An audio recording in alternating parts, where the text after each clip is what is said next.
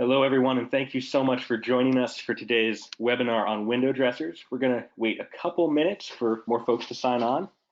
Thank you for your patience, and we'll be getting started in just a minute.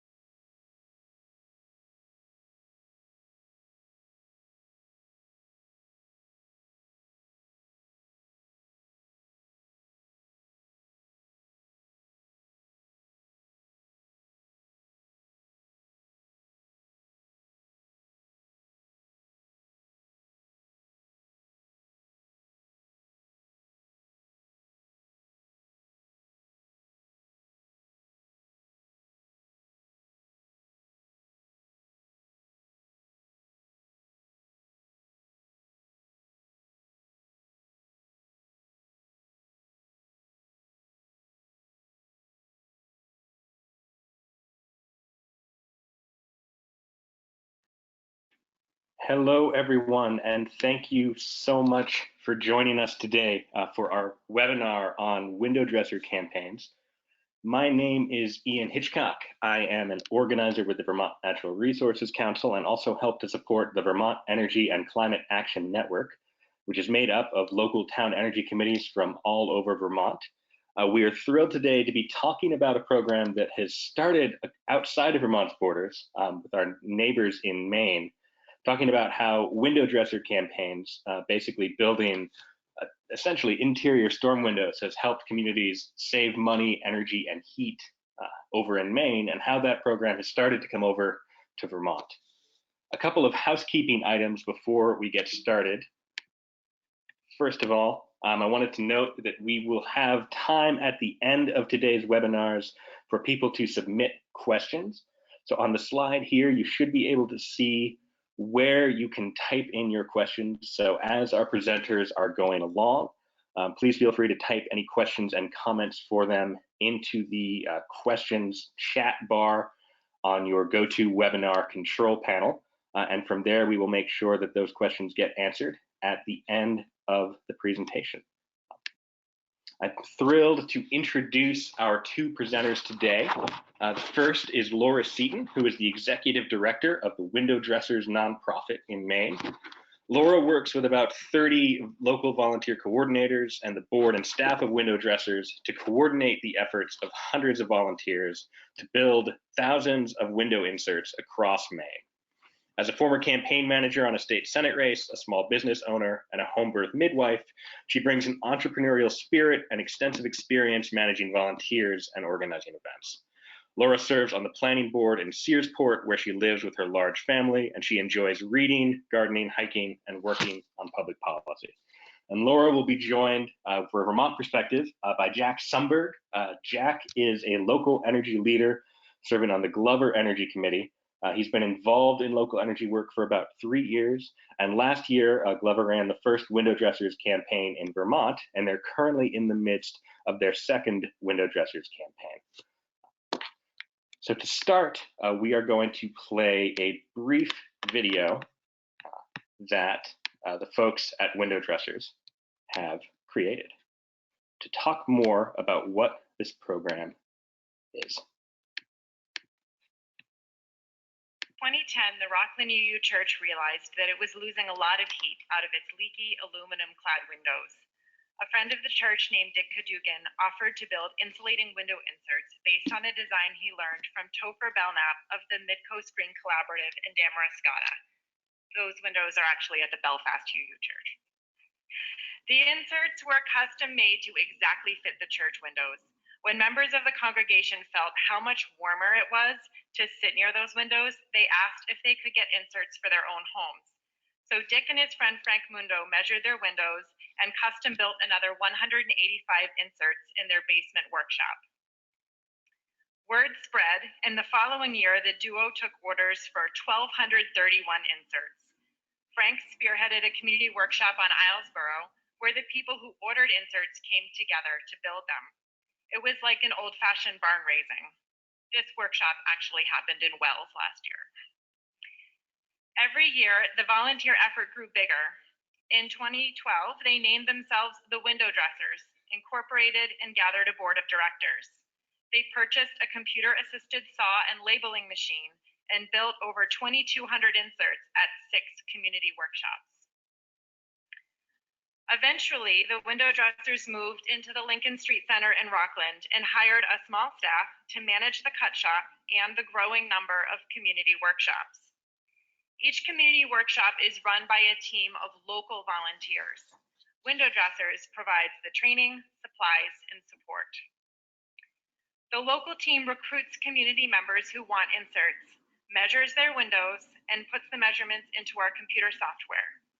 When all of the orders are in, they come pick up their pre-cut and labeled wood and all of the gear and supplies needed to complete the inserts. The local volunteers set up a pop-up community workshop in a donated space and bring dozens of volunteers together to complete about 300 inserts in a week. Here, Portland Mayor Ethan Strimling and Machia Savings Bank employee Danielle Violet assemble frames at a Portland community workshop.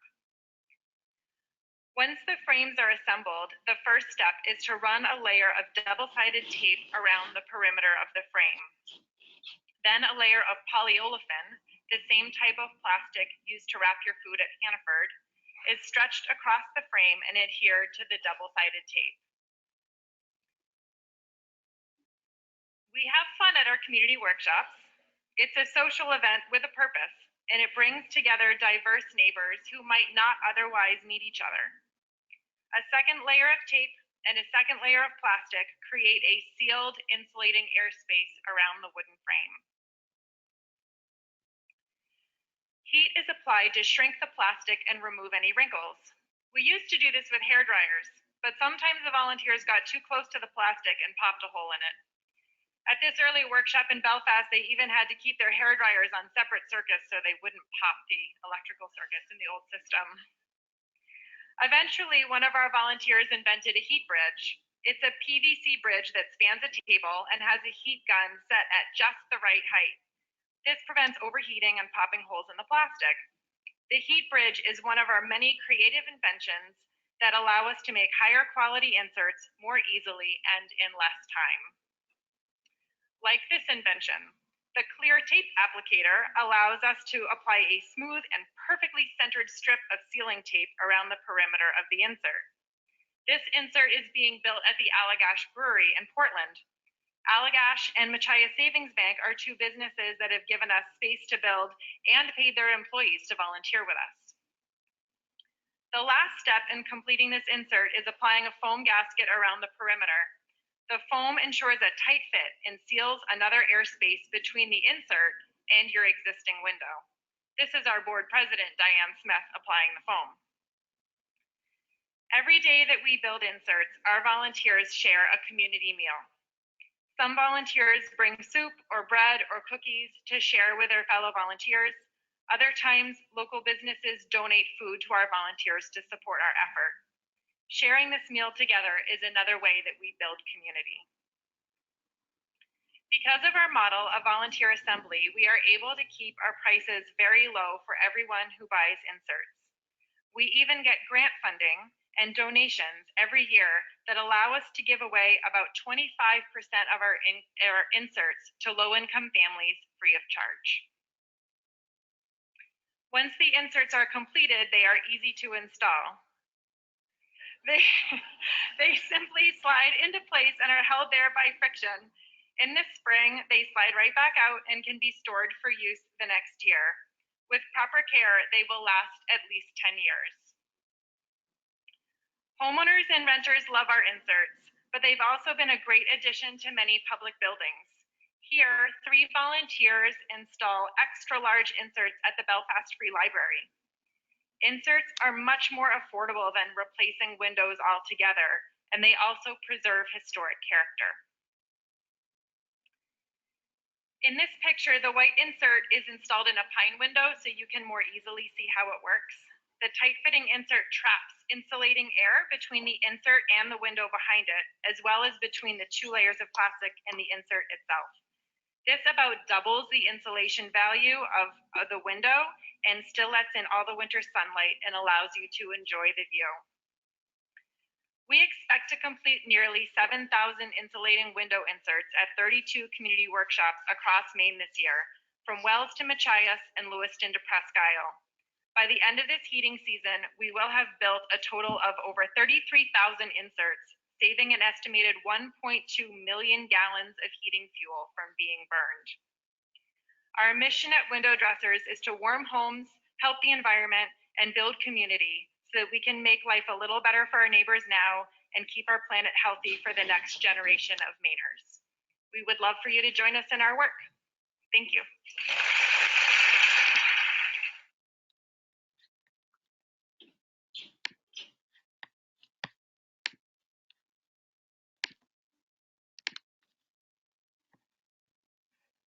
So that was a bit of an introduction to what WindowDressers is and how it has worked. At this point, it is my pleasure to bring into the conversation Laura Seaton, the woman you heard speaking in that video. She's going to talk a little bit more about the nuts and bolts of how WindowDressers works and how that program was brought to Vermont. Laura, thanks so much for joining us. Thank you so much for having me, Ian. It's a pleasure to be here. So just a little follow-up on that video. I gave that Pechakucha presentation, which I don't know if you have Pechakucha presentations in Vermont, but they invite various folks from the community to present 20 slides for 20 seconds each. And that was done in the middle of our community workshop season last year. I said we would build 7,000 inserts and give away about 25% to low-income households. We ended up building 7,600 inserts last year, and we gave away 31.5% of our inserts to low-income households, and that was due to the generosity of grantors and donors that support our program. So WindowDressers is a very small organization in terms of staff, and a very large organization in terms of volunteers and impact. So we have 2 full-time staff, myself as the Executive Director and Program Director, and our production manager, Casey, who runs our shop at the Lincoln Street Center. And I have a half-time assistant, and Casey has a full-time assistant only during the active build season in the fall and early winter. Everybody else at WindowDressers is a volunteer. We have about 1,500 volunteers across the state of Maine that work with us every year. Our board of directors is made up almost entirely, if not entirely, of community workshop leaders. So we call the leaders of our community workshops our local coordinators. So our board all is actively involved in the hands-on work of the organization, and they do outreach in their communities. They measure windows for inserts. They build the inserts at their local community workshops. They are in the trenches doing the work. I mean, that's something we take a lot of pride in at WindowDressers, is that we are a grassroots organization. And this picture that you're seeing on the left-hand side, this was a family, a Somali family that we worked with in Lewiston this year. It was a new location for us, and we did a great amount of outreach to the low-income community and the immigrant population there. And that was really helpful. So that shows you a little bit what the inserts look like when they're installed. But WindowDressers, having a very small staff and being a grassroots organization, we're really very responsive to the community. So we start new community workshops when a motivated individual raises their hand and says, this sounds really cool. I want to do this in my community. Can you help me make it happen? We have not to date really gone out looking for people to run community workshops. People come to us saying that they want to run a community workshop there. Last year, our founder, one of our founders, Dick Cadugan, was interested in expanding our work into Vermont and went and gave a presentation, met some folks in Vermont, and the interest in Vermont has really taken off like wildfire from there. We have some energy committees that are on our waiting list for next year already. We have I'm going to let Jack talk a little bit more about the process of getting into Vermont, but as part of this responsive style that we have, we're very excited about the momentum and energy that is building in Vermont for more community workshops. So once a local coordinator approaches us and lets us know that they're interested in starting a community workshop, the first thing we actually do is to try to match them up with a pre-existing community workshop that is already running, that is within a reasonable driving distance of them, and have them just go and volunteer at the community workshop so they can learn all the steps of making an insert, see how the community workshop runs, meet some of the people who are already doing it. And then the next year, we train them to start to work on a community workshop of their own. So if any of you are interested in starting a community workshop next year in the 2020 to 21 season, I would strongly encourage you to reach out to me now, and I can connect you with some of the communities that are going to be holding community workshops this year. And then you can start that process of volunteering there. So then we provide training manuals and on-site hands-on training of how to measure the inserts and how to use our computer software. I'm going to take a pause and talk about this slide that Ian is showing. This comparison was done at the Laudham Farm, which is a public park in Wells, Maine. And they have a very old building. They hold a community workshop there every year. And they had one window where they put in an insert, and they had another window in an adjacent room that there were no doors between the room. They had got the same amount of heat in both rooms. So the window on the left did not have an insulating window insert in it, and the window on the right had an insulating window insert placed in it, and he put a thermometer next to each one and left it overnight. And then in the morning, he took a picture of the difference between the two. So you can see it's a pretty profound difference between the two inserts. I can attest personally, I have these inserts in my own home. Before I put the windows in, you stand next to the window and you feel the cold air radiating from the window.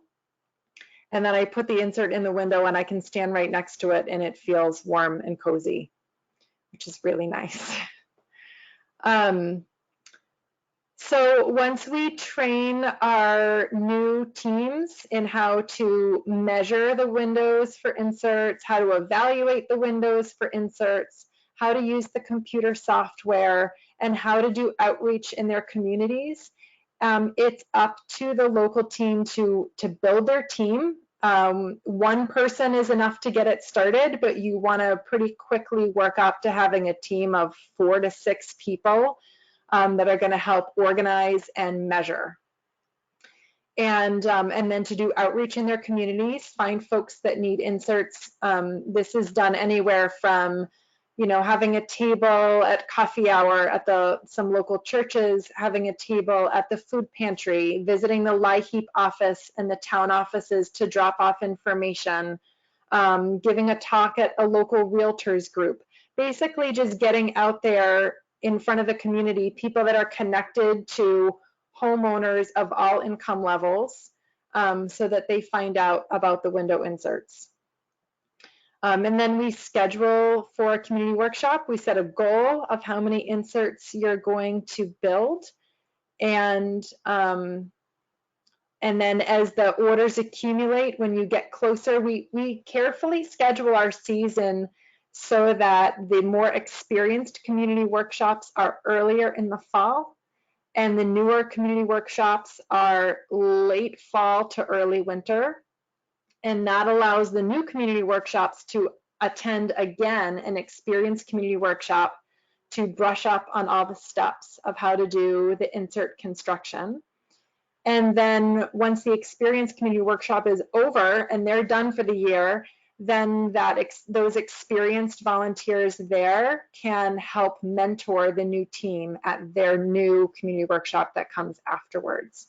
So we've really set up a system of both training and support by the staff, but also peer-to-peer mentoring that allows us to expand much faster than and with less grant money that we have to find than we would be able to if we were doing this all with paid staff. So we're an organization that relies heavily on the generosity of our volunteers.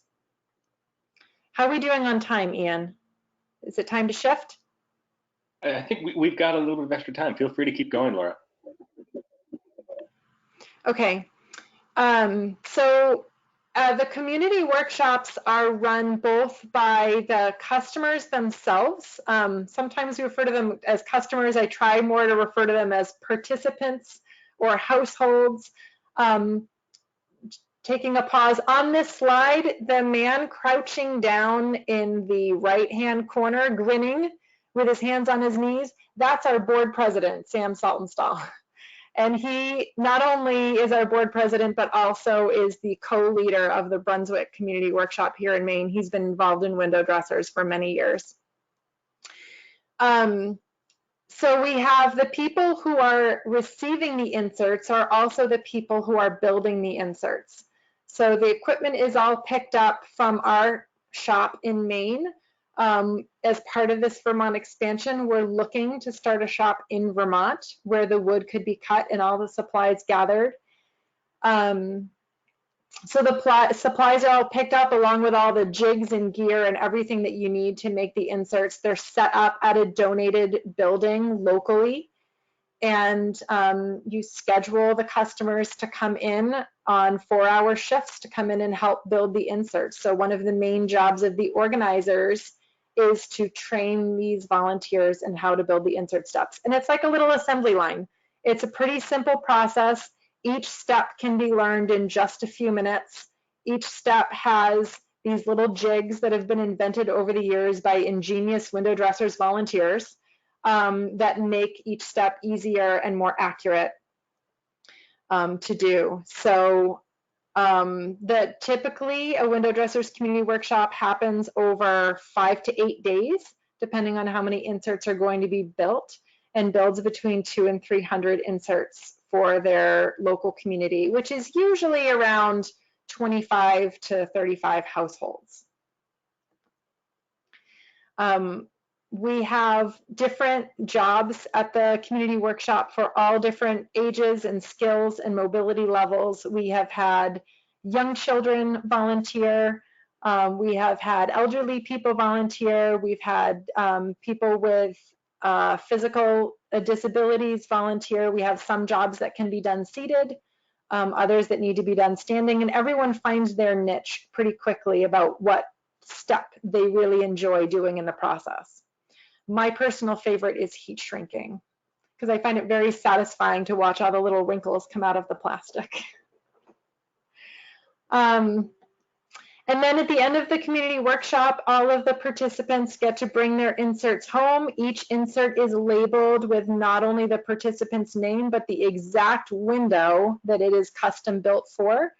You would be surprised how much variation there is in 5 windows that are supposedly all the same size. They can vary quite a bit. So every window is measured precisely, and the insert is custom built for that window and labeled. And at the end, you clean up, bring the gear back to the production facility, and pat yourselves on the back for a job well done, and can relax until the next year. So we do bring together Go Oh, go ahead, ahead, Ian. Laura. Nope, after you. No, I'm ready to wrap up and hand it over to Jack to talk about the transition to Vermont, and then I can come back in for Q&A after. Perfect. Sounds great. Thank you so much for sharing those insights and kind of the nuts and bolts of how window dressers work. And as Laura mentioned, we will now be bringing into the conversation Jack Sumberg from the Glover Energy Committee. Jack and his committee were the first folks to hold a window dressers campaign in Vermont, and they're going to share with us a little bit about what their experience was and what their hopes are going forward. So Jack, thank you so much for being here. Hello, Ian. Yep, good to be here. As Laura mentioned, last summer, Dick Cadogan, one of the window dressers founders, came to Vermont and met with different people trying to find people interested in bringing the program to Vermont. And one of the people who was at those meetings was Judith Jackson, who's on the Irisburg Planning Commission. And after the meetings, she brought a couple sample inserts to one of our Glover Energy Committee meetings because she knew us and thought we might be interested in this project. And she told us what she had learned from talking with Dick, and we wanted to know more. It looked like a project. It seemed hard to us as a small town energy committee to find something practical that we could do to help people in Glover. And this seemed like a good possibility. So we talked about it, and we set up a meeting with Dick Cadogan last August when he was going to be passing through Vermont. And he told us quite a bit more about the history of window dressers and the whole process. And we thought about it a little more and decided that we wanted to go ahead and be the pilot project for Vermont. That if we did it, then try to see if we could help get other towns interested and get the program rolling here. So one of the other Judith Jackson's also involved with a group here in the Northeast Kingdom called Energize Vermont, and so she was at the meeting with Dick, and also Mark Whitworth, who's part of Energize Vermont, and they offered to help us do the outreach. So what we did in Glover was send out a card, like a marketing card, to every mailbox in the 2 zip codes in Glover, and those include a few mailboxes in surrounding towns, and advertising the insert project and also a couple of Efficiency Vermont's rebate programs. And we got the most response on the inserts, and Energize Vermont gave us a small grant to pay for that mailing. So then we started scheduling. I went to Maine and for a day and got training in measuring, and got to meet people at the center in Rockland and just get a little better idea of how the whole process works. And then with other people from the Glover Energy Committee, we visited homes in Glover and a couple in surrounding towns, and we measured windows, determined whether they were suitable for the inserts or not. Measuring is done with a little handheld laser measuring device, and then the measurements are entered into the software that Window Dressers has developed. So you take a laptop computer with you, one person does the actual measuring, the other person enters the measurements into the software and creates an order. So all the information, the homeowner's name, the address, phone number, all that stuff is all kept together, and prices are determined by the software. So we did that. We took orders for about 150 inserts in 27 homes, and sent all that information off to Window Dressers. And then in January, we made a trip to Maine and picked up all the parts for the frames, all the pine parts for the frames, which have been cut to the right dimensions in the window dresser shop and pre-drilled, and the rest of the materials, the plastic, the different tapes, and all the jigs and fixtures. And I just want to emphasize, I was very impressed with how well organized the people over in Maine seem to be, and how creative they have been in their years of building these things in terms of coming up with very clever jigs and homemade tools to do the different tasks that are involved in making these inserts. None of it is really very difficult, and their creativity makes it a lot easier, and the fact that they're willing to share all that.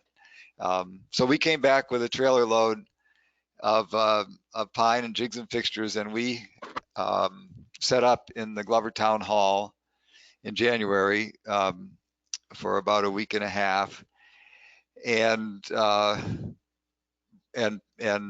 energy committee members, plus some other people who are just interested in the project, plus all of the homeowners who were going to get the inserts who could come, came on different days and helped do the assembly.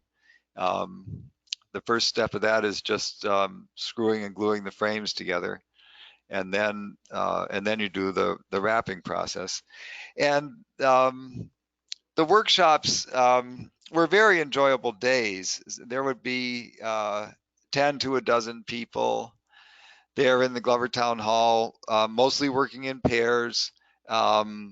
It's quiet work, you can talk, and some of the participants had known each other for a long time. Others had just met. It was a very nice few days of putting the inserts together. People just seemed to enjoy getting together to work on something and have a product in the end that that they knew was going to make a difference for some of their neighbors. And that's a part of the window dressers model that I really appreciate, the volunteer and community aspect of it. So anyway, we built our inserts. Some people were able to take them home with them. Quite a few were. Others we had to deliver and install for some older people. And like Laura said, I also have them in my house, and I can verify that they really are effective. That when it gets down to 10 degrees, especially when it's below zero, glass of single pane or even double pane windows can be quite cold, and putting one of these inserts on the inside really makes a difference in the temperature of the window area and how much heat is you're losing out through those windows. And they do install pretty easily. They need to be taken out in the summer, so people need to have a little bit of storage space where they can put them. They'll just last longer if they're not exposed to UV year round. And also, you can open the windows when you take them out, so you can ventilate. But the whole project was very, very good to do, very interesting for us. And so now, this year, we have 6 towns that are doing it.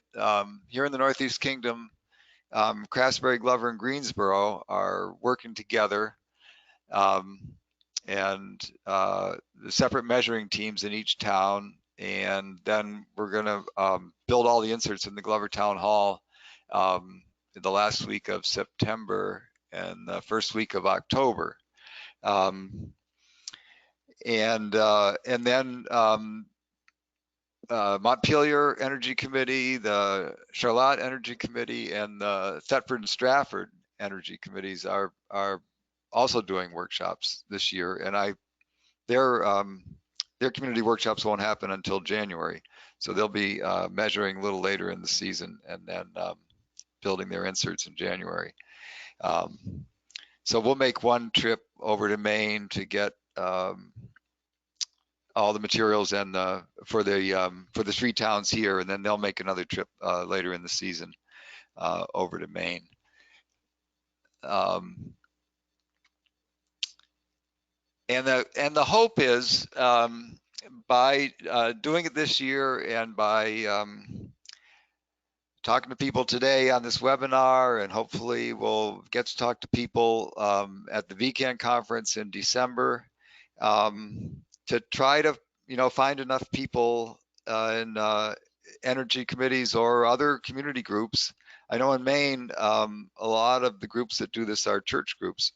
Find enough people to be able to start a program here, either as a direct offshoot of WindowDressers or as a separate Vermont organization.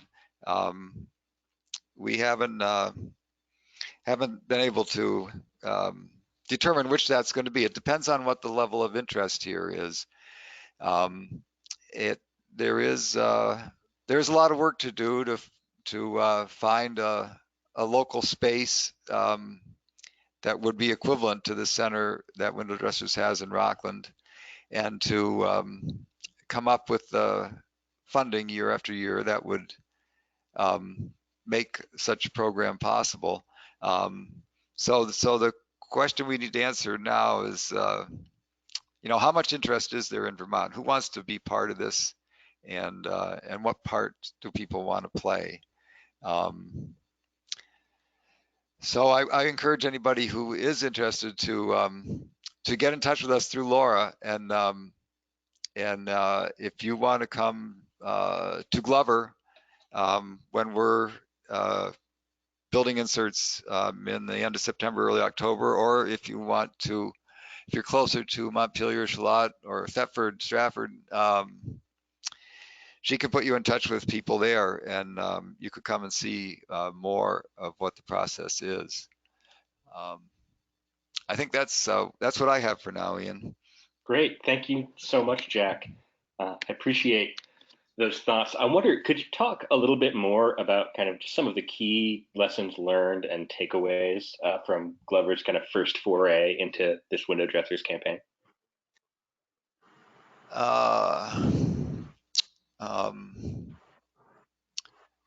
Well, for me,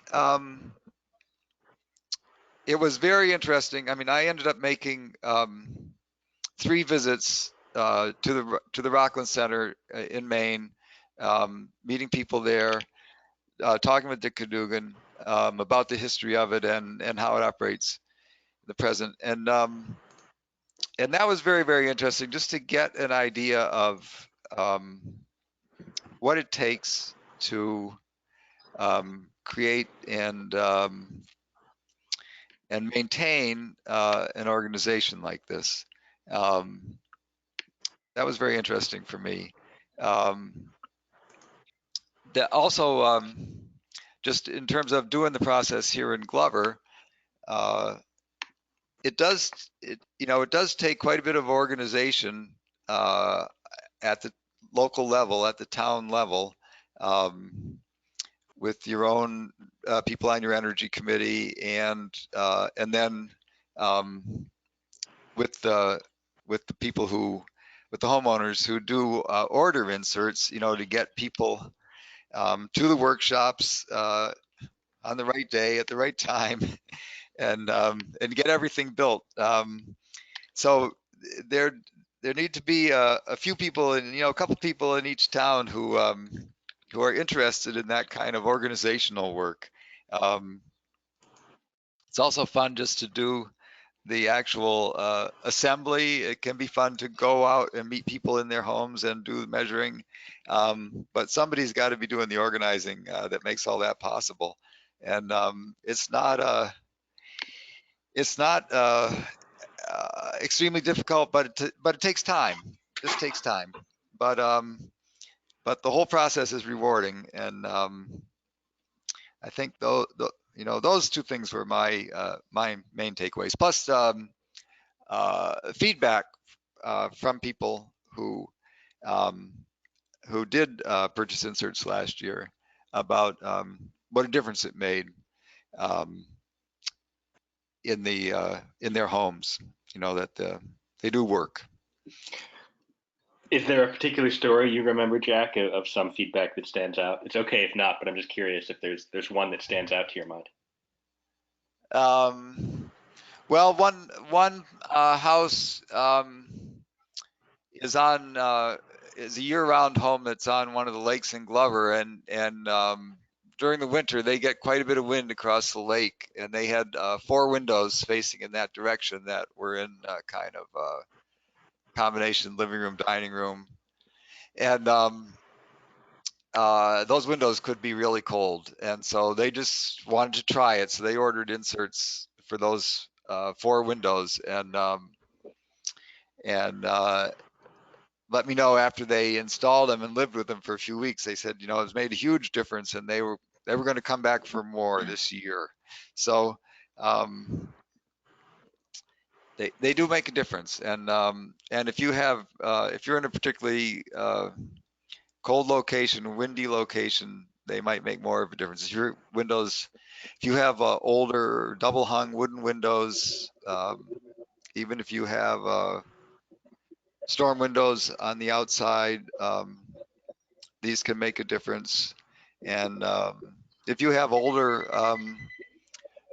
double hung windows, older double glazed windows, they can really make a difference as well. Laura, Yeah, I'm curious. I'm sorry, go ahead. I get a lot of feedback from our local coordinators about the things they hear. We ask all of our local teams to call every customer within a week of the end of the community workshop to check and make sure that the inserts fit, to get any feedback. We do occasionally have inserts that don't fit. Either they were measured incorrectly, or, sometimes the laser bounces off something you didn't intend it to bounce off of, or occasionally there's an error in our production facility.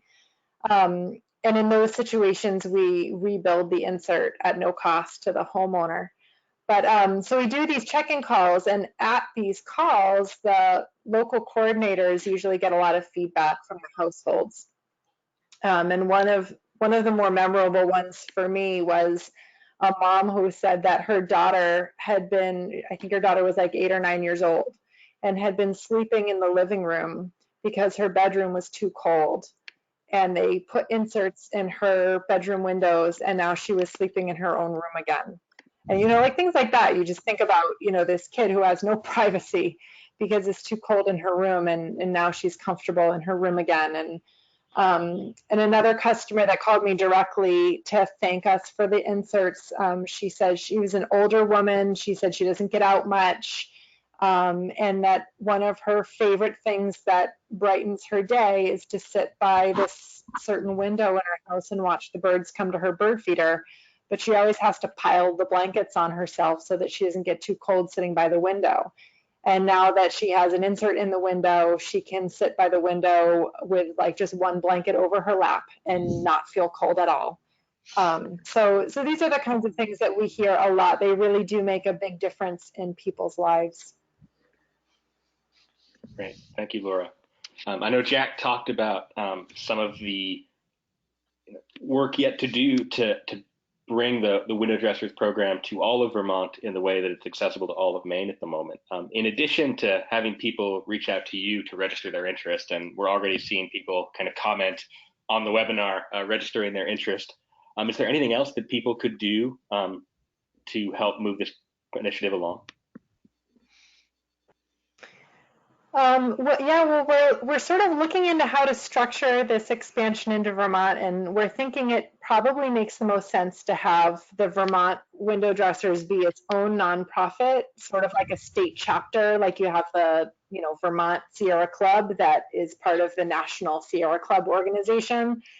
And so we're looking at developing that model. That means we're going to need to have a board of directors in Vermont.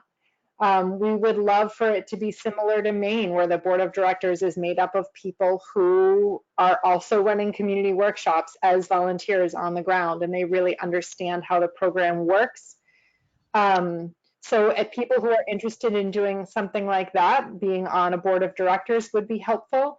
It also takes time to get nonprofit status in a new state. And so, but in order to get this project off the ground, we're going to need some grant money.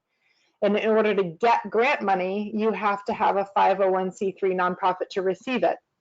And that's called fiscal sponsorship. If you ask another nonprofit to sort of be the one who holds your money and make sure you spend it responsibly and in within the stated intentions of the grant.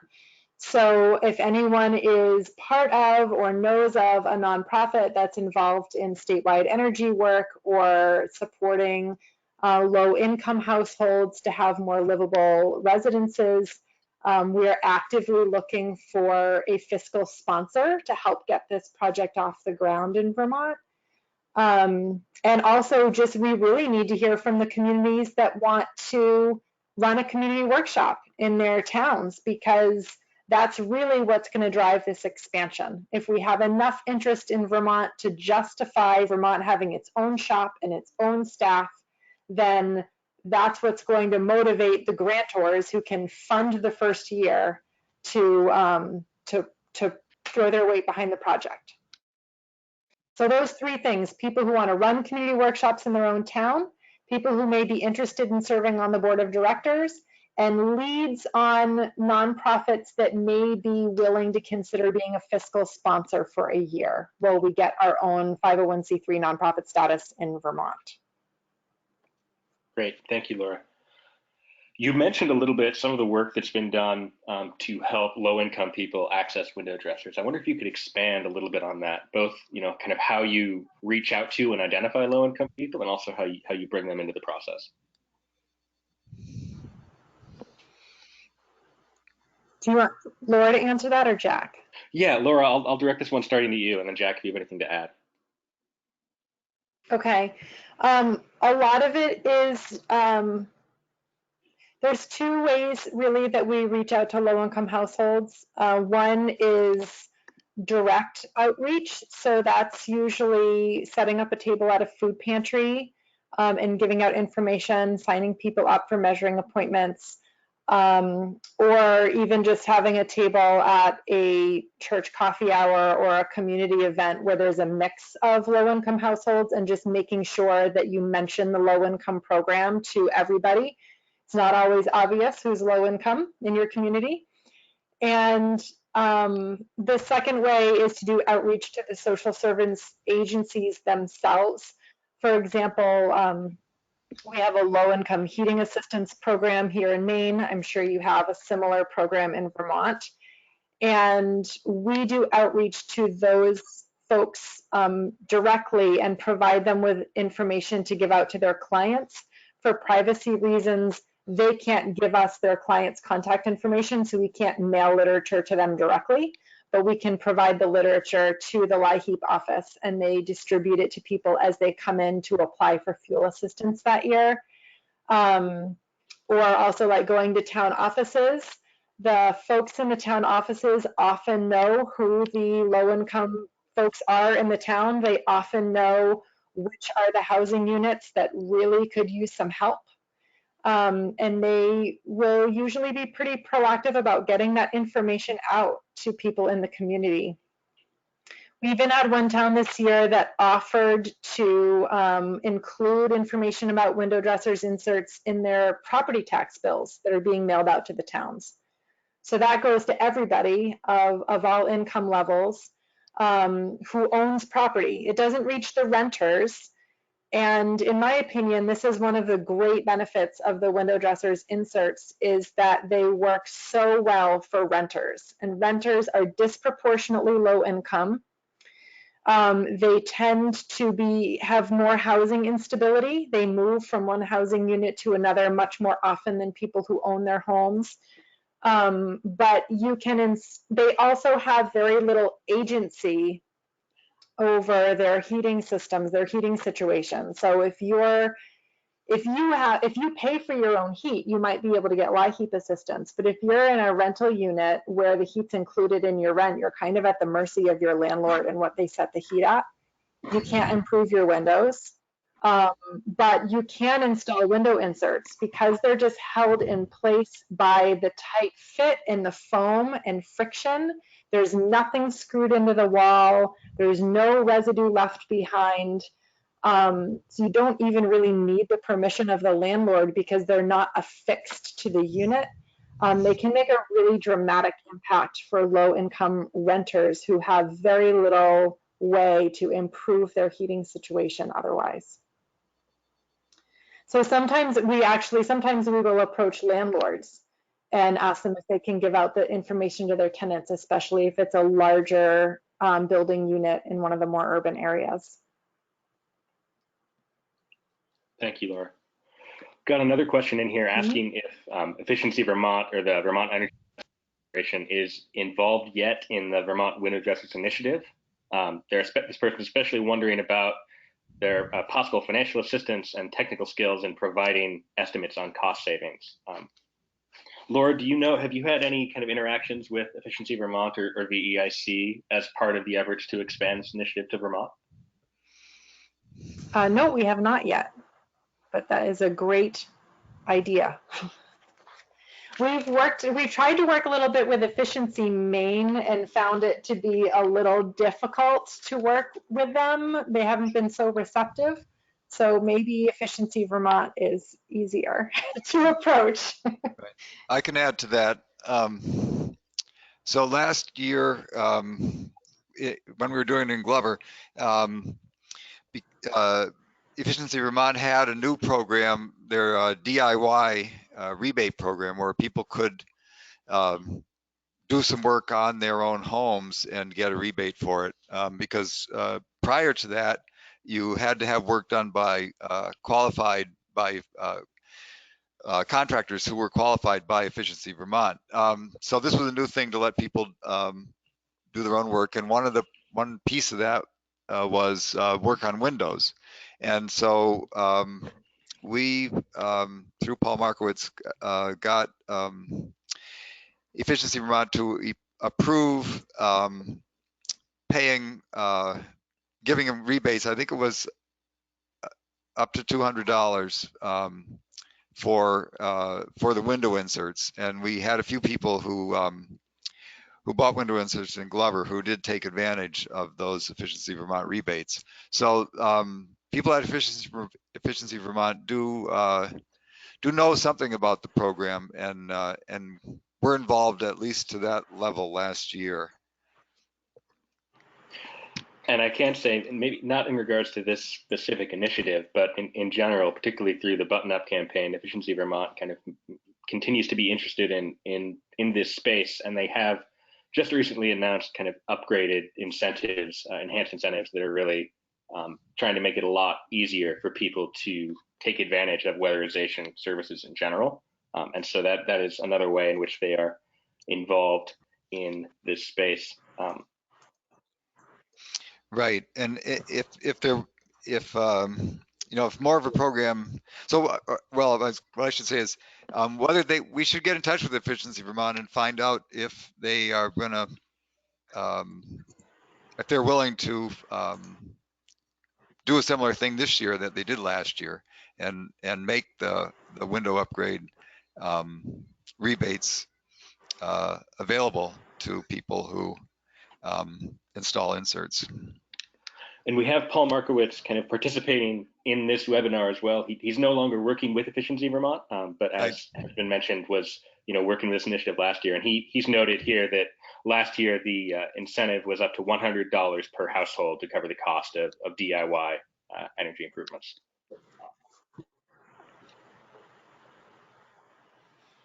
So we've got another question coming in here. Kind of how has kind of WindowDressers of Maine kind of handled the logistical piece of getting the lumber and the plastic, and kind of someone asking a little bit about kind of the logistics of pulling all the materials together. Yeah, Laura? okay, so in Maine, yep, can you hear me? Yep. Okay. In Maine, we have our shop facility in Rockland that orders in all of the tape, plastic, and foam. And we work with a local lumber mill that gives us a very good deal on the wood. And it also has a painting operation as part of their lumber mill. So we pay about $1.90 for a 10-foot stick, which would cost us over $5 if we were to buy it at like a Home Depot or a Lowe's. The flip side of that, or maybe it would be the same actually if we bought it at Home Depot or a Lowe's, but the wood, it really needs to be very, very straight to work for our inserts and to fit well. So we have a fairly labor-intensive culling process, and we cull through, we about 30% of the wood is not straight enough for the window inserts. So that's a process that our production manager does in the summer. He's finishing it up today. And then all of the lumber is stored at our shop. We paint ahead, like about now, we've already painted about half of the white stock because the inserts are offered in natural pine or in white painted. And the white paint needs to cure for a couple of months before it's used, or it will, when we package the inserts together, it will stick. So that process is ongoing now. And then the wood is all compiled. And then we have a 2-day-a-week cut schedule from September to January. And we'll cut through all of the inserts for one community workshop in one morning, with our production manager overseeing it and a crew of 4 to 5 volunteers that show up every Tuesday and Thursday throughout the whole season. And they cut and label every stick and sort them out, pre-drill all the holes, and then bundle them together as these kits where the 4 sticks can be glued and screwed together when they get to the community workshop. That happens about a week before the community workshop will be held. And then the day before or 2 days before the community workshop is going to start, the team rents a U-Haul. We pay for the U-Haul in Maine for the Maine community workshops as part of our production costs. They drive the U-Haul up to Rockland. They load in all the wood, all the gear, all the supplies, bring it down to their space, set up, run the community workshop, and then once all the inserts are picked up, they package all of the gear and supplies back up and return it in a personal vehicle. So the gear is small enough that can be transported back in like a minivan or a station wagon or a pickup truck. So we usually ask them to find someone in their group that can return it. We're actually this year working on a new initiative that would called regional hubs, where we would have like a set of gear that just sort of lives in the Portland area and has a central location that it can be checked in and out of Portland. So they would only need to pick up their wood and their consumable supplies in Rockland, but that the gear would be able to be returned more locally. And that, can save them, instead of having to drive 2 hours to return everything to Rockland, they might only have to drive a half an hour to return it to their regional hub. So we're getting big enough in Maine to be able to justify regionalization like that. Very cool. Does that answer the question? Or I think so. Thank you. And we are coming up on 1 o'clock here. So I want to thank so much both Laura and Jack for sharing their time and experience. Folks were also asking about Laura's contact information. I included her email address in the chat, and with her permission, we'll also include it in the follow-up email, which will also contain a link to this webinar and some more resources regarding these campaigns. Thank you all so much for your interest and for the work that you do in your communities. And we will look forward to seeing you next time. thanks, Ian. Thank you both. Okay, Ian. Yeah.